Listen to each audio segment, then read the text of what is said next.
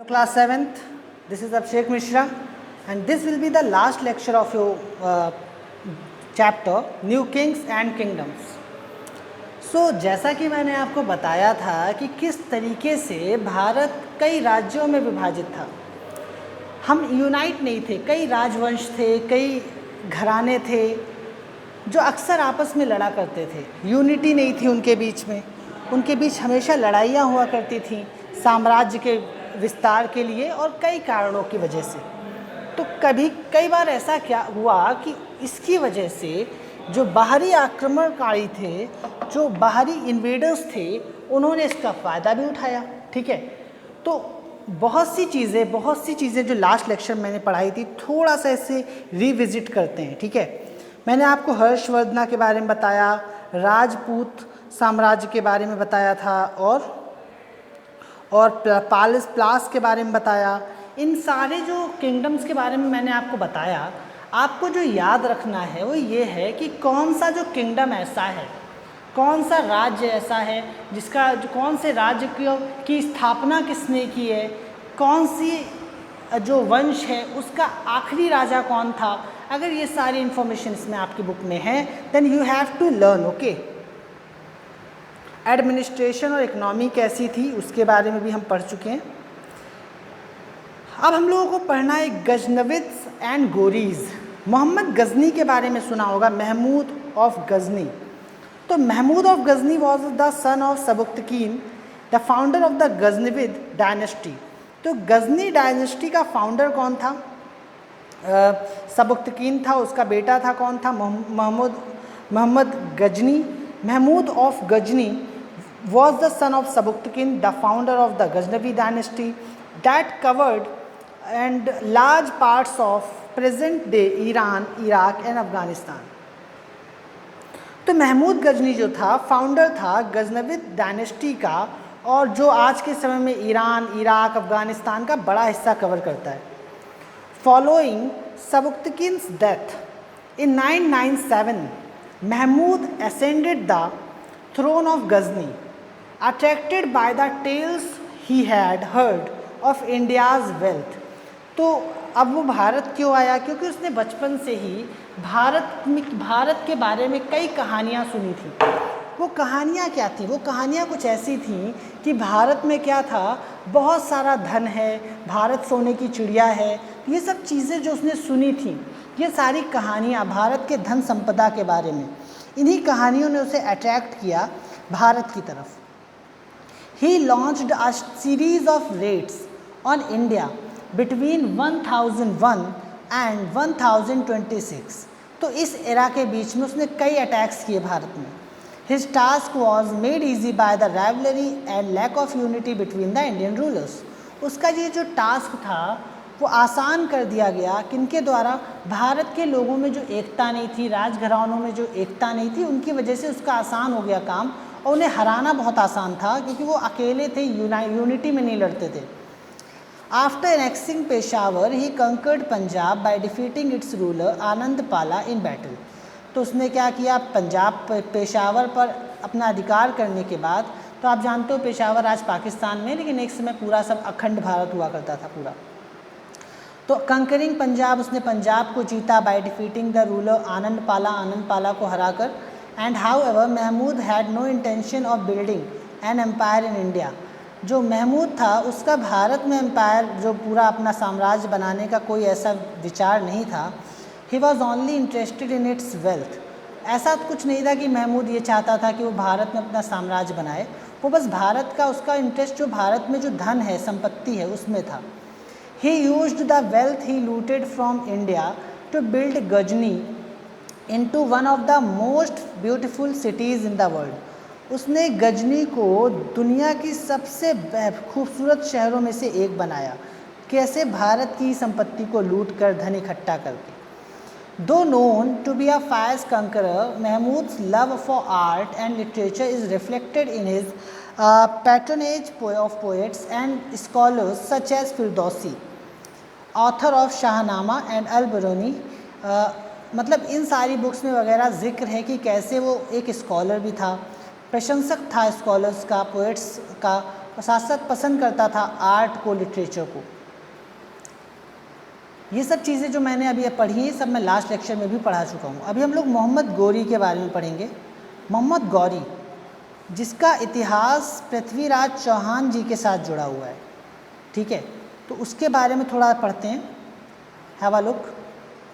So around 150 years after Mahmud of Ghazni raided India for the final time, Muhammad Ghori, another ruler from Afghanistan, attacked India. After conquering Multan, Peshawar and Lahore, Muhammad Ghori came into conflict with Prithviraj Chauhan. तो अब मुल्तान जीतने के बाद, पेशावर जीतने के बाद, लाहौर जीतने के बाद मोहम्मद गौरी का सीधे कॉन्फ्लिक्ट हुआ पृथ्वीराज चौहान के साथ, ठीक है। लगभग 150 साल बाद Mohammad of Ghazni raided India, ठीक है।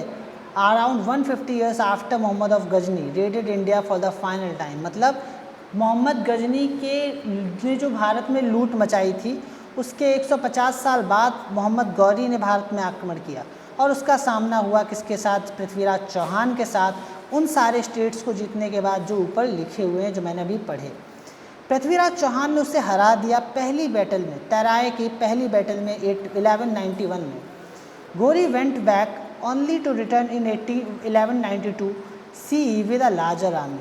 तो उसे हरा तो दिया लेकिन फिर इन्होंने उसे माफ़ कर दिया और मोहम्मद गौरी दोबारा 1192 में आया बड़ी आर्मी के साथ। Prithviraj appeal for help from other rulers of north India was turn down by Jaichandra, the ruler of Kannauj, because of the old age rivalry between the two states. Prithviraj Chauhan को ने सोचा, पृथ्वीराज चौहान ने जो बाकी रूलर्स से हेल्प मांगी थी नॉर्थ इंडिया के, वो सारी जो हेल्प है, वो जो मदद है, वो उन तक नहीं पहुंच पाई। क्यों? क्योंकि एक राजा थे कन्नौज के जयचंद, उन्होंने क्या किया, उन्होंने सबको भड़का दिया और उनके खिलाफ कर दिया। और वो क्यों किया? क्योंकि जयचंद और पृथ्वीराज चौहान जी के बीच में पहले से नहीं बनती थी। तो दो Prithviraj fought bravely, he was defeated in the second battle of try. हालांकि पृथ्वीराज चौहान बहुत बहादुरी से लड़े लेकिन सेकेंड बैटल ऑफ टेराई में वो हार गए। तो this proved to be a major turning point in the history of India. ये भारत के इतिहास का सबसे मेजर टर्निंग पॉइंट था पृथ्वीराज चौहान जी का हारना।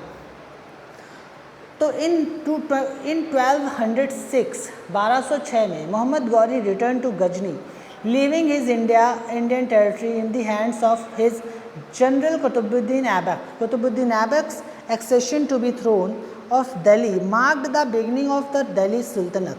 तो 1206 में मोहम्मद गौरी गजनी लौट गया और उसने क्या किया, इंडियन टेरिटरीज़ को कुतुबुद्दीन ऐबक के पास छोड़ दिया, मतलब कुतुबुद्दीन ऐबक के हवाले कर दिया। कुतुबुद्दीन ऐबक जो था, accession to the throne of Delhi marked the beginning of Delhi Sultanate, और वहाँ से ही दिल्ली सल्तनत की शुरुआत हुई। कुतुबुद्दीन ऐबक वहाँ का सुल्तान बना and the start of a new chapter of Indian history, और भारत के इतिहास की नई शुरुआत मानी जाती है यहाँ से। तो reason why the invaders succeeded, तो बहुत बार मैं ये आपको शुरू से बता चुका हूँ कि ये जो इन्वेडर्स थे इनको सफलता क्यों मिली भारत में, आखिर क्या कारण था कि ये इन्वेडर्स भारत में सफल हुए, रीज़न क्या था। तो Turk and Afghans were successful in stabilising their rule in India. तुर्क और अफगानिस्तान अपना रूल भारत में स्थापित करने में सक्सेसफुल हुए। क्यों हुए?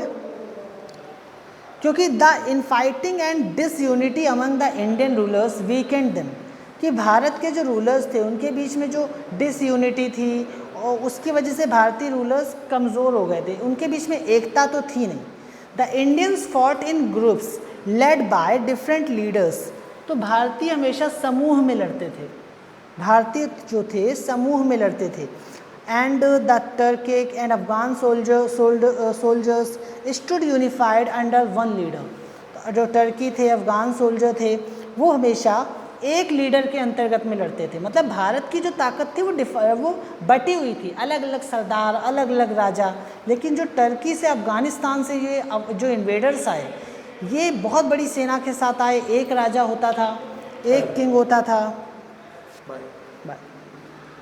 Okay, so now look, The valiant Rajputs were excellent fighters. However, the invaders were more organized and employed better military strategies. हालांकि जो राजपूत थे बहुत एक्सीलेंट फाइटर थे, बहादुर थे, लेकिन जो इन्वेडर्स थे उनकी स्ट्रेटजी बहुत अच्छी थी, ठीक है, अच्छी मिलिट्री स्ट्रेटजी थी, ट्रेंड योद्धा थे.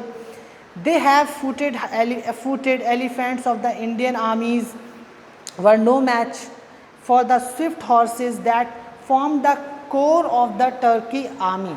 अच्छा, जो टर्की आर्मी की खासियत पता है क्या थी? उनके पास बहुत तेज़ घुड़सवार थे. भारत के लोग अब घोड़ों में सवारी करके आक्रमण कर रहे थे, तो हाथी थे, पैदल सेना थी जो उनका मुकाबला नहीं कर सके.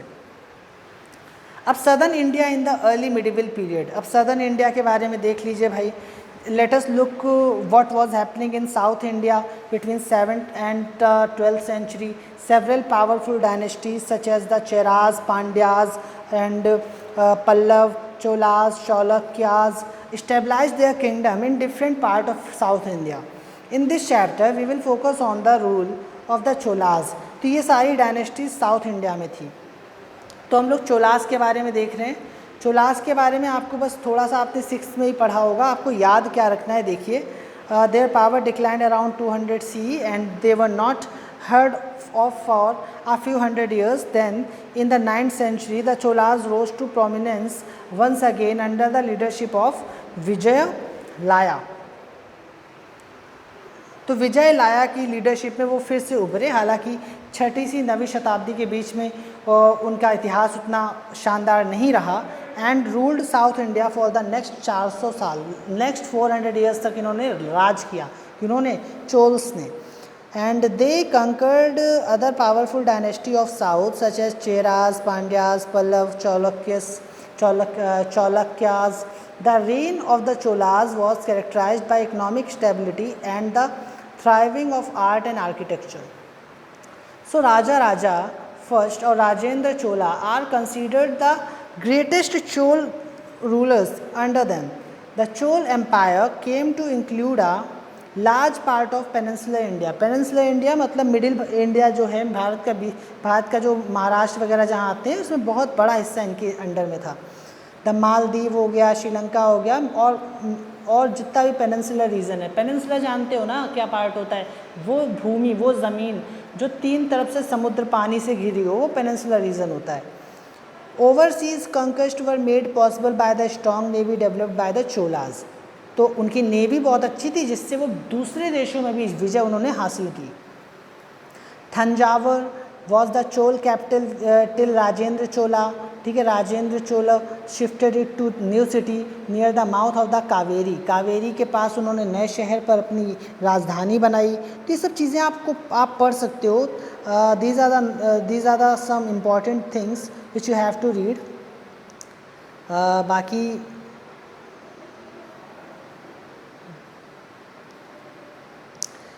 now class, with this we come to end of this lecture. I hope you liked it. If you have any problem, any doubt, then you can ask me at the doubt section of School Log app. Thank you.